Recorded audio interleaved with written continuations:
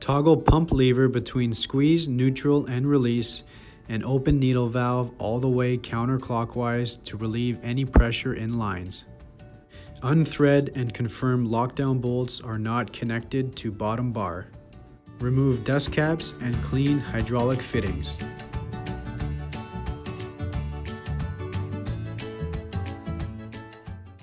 Connect hoses to tool. Make sure that no orange is visible when hoses are connected. Place pump lever in release and pump to open tool.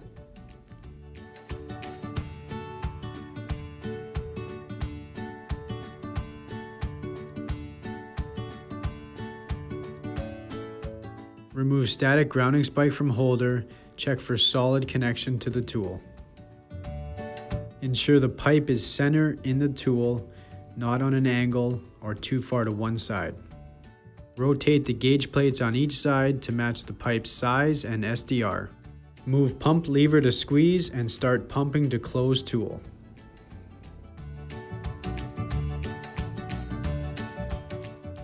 Pump enough so the pipe is snug in the tool. Close needle valve clockwise, finger tight only.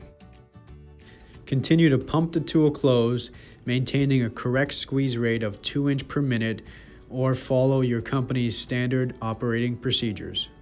As lockdown bolts start rising up, start threading them into the bottom bar, finger tight only.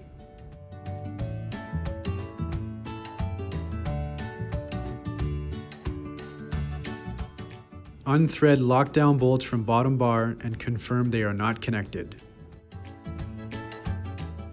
Move pump lever from squeeze to neutral, pump pressure will drop. Then move pump lever from neutral to release, tool will start opening slowly at ½ inch per minute.